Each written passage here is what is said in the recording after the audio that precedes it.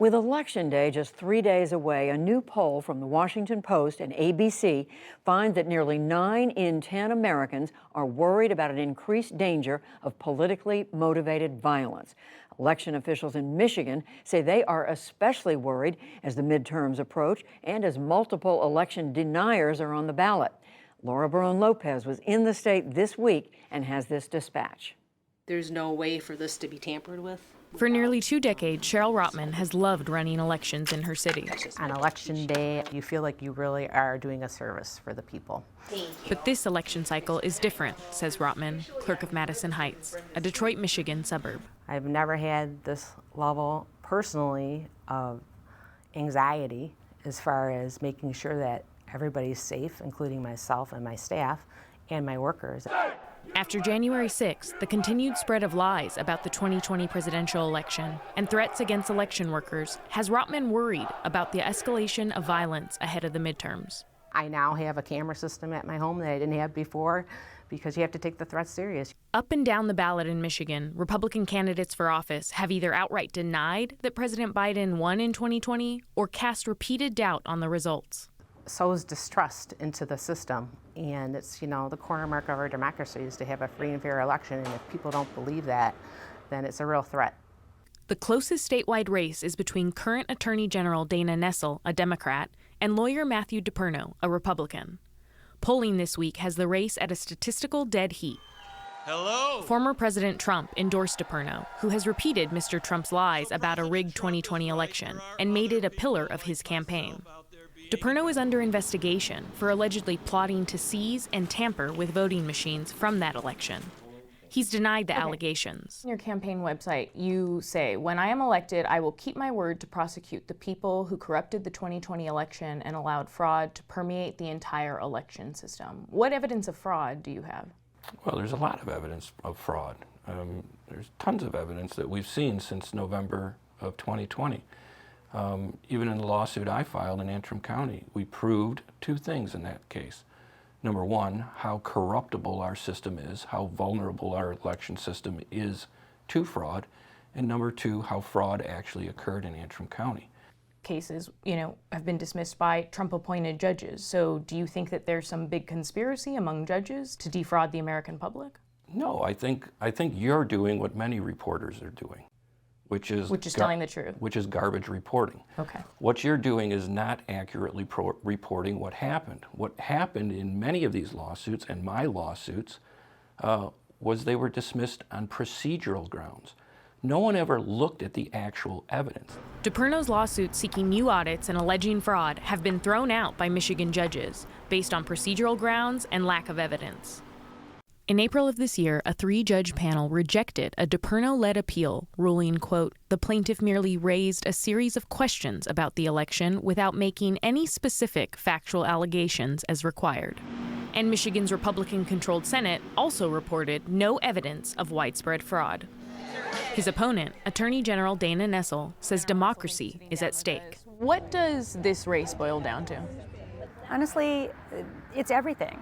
It's most importantly whether or not we remain a democracy. It never occurred to me in a million years that I would have to defend an election where one person beat the other person by 154,000 votes and come so close to not having the election properly certified in our state because of so many different means of trying to disrupt the process. Nessel also says she is fearful for her own safety after receiving threats against her and her family.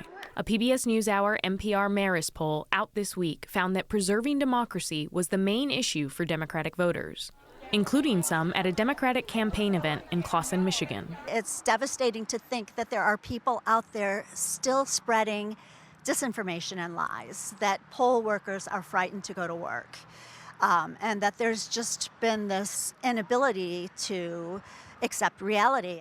The same poll found the biggest motivator for Republican voters is inflation and the economy. And in Howell, Michigan, we spoke with voters at a Republican campaign event at an American Legion. The most important thing for me is the price of fuel and crime. It's out of control, both of them. It's been proven over and over. I mean, how many election fraud cases have we had in Michigan that have came out this last 6 months that they've been found guilty of it? It's all over the board. Despite an increase in political violence on the right, DePerno has continued to spread election lies about the 2020 presidential race. Michigan in particular is home to a number of white militias and has a history of political violence, including here at the state capitol. Last week, 3 more members of the far-right extremist group Wolverine Watchmen were convicted of aiding a 2020 plot to kidnap Democratic Governor Gretchen Whitmer.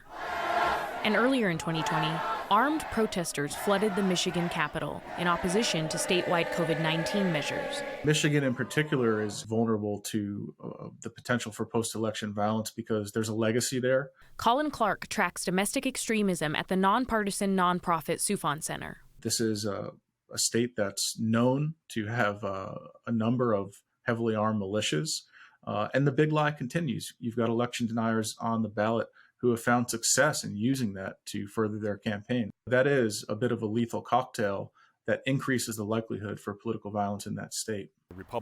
That likelihood for political violence is on Jeff Timmer's mind. He spent 30 years in Republican politics and was executive director of the Michigan Republican Party from 2005 to 2009. What we saw during 2020 will look like child's play. Unfortunately, I fear it's going to get worse before it gets better. Still a self-identified conservative, he is no longer a Republican. Michigan for a long time was an incubator for conservative, Republican, good governance ideas. Now the party has evolved to stand against things, to become a grievance factory, and to become simply a factory of lies, propaganda, and delusions that have radicalized a wide swath of its voters. In the aftermath of 2020, election officials say they are much more prepared this go-round. We have warning now. Christopher Thomas ran Michigan statewide elections for more than 30 years.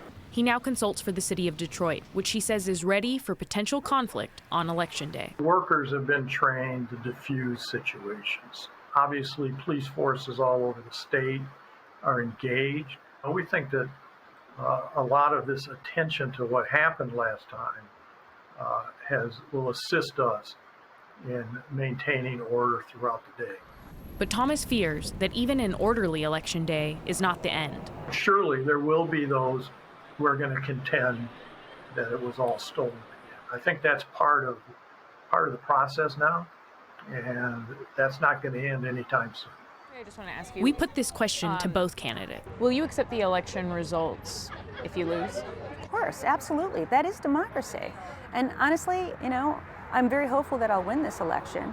But, if I don't, I, of course, will accept the results. And, I will wish my opponent well. Will you concede if you were to lose? I'm going to win. Okay, you're not answering the question. I'm going to win. Back in Madison Heights, City Clerk Cheryl Rotman is in the throes of final preparations for Election Day.